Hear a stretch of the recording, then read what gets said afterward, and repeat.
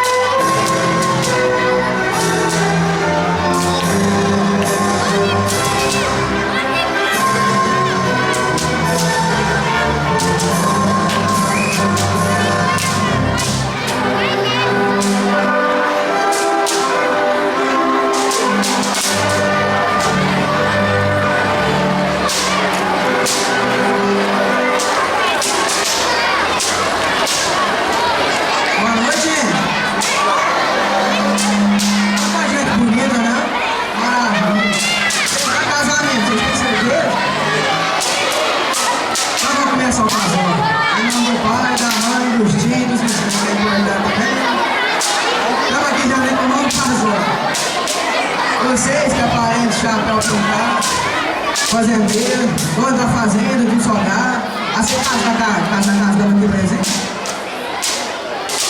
Sim, mais amigo.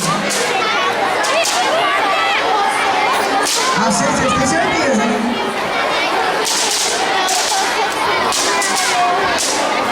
Vocês dão pra nós, aceita lavar, passar, cozinhar e casar também? Os cavaleiros aqui presentes? Bom, agora já disse, não pode voltar para trás. Em nome da pipoca, do pinhão, do bolinho, do quentão, agora pro meu internet, São Maria e Mulher. Ah, minha gente, pros dois? Ligue, mano.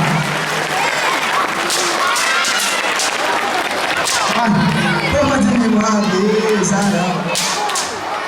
Bom, agora que vocês estão casados, vamos prosseguir com a nossa festa. Os noivos, pode beijar a mão. A mão na noiva, tá sem ovo ainda, né?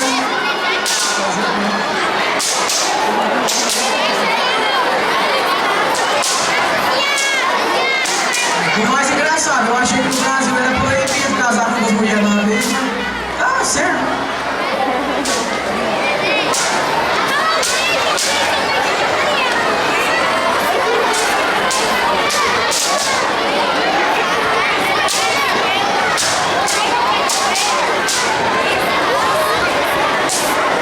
Vamos sortar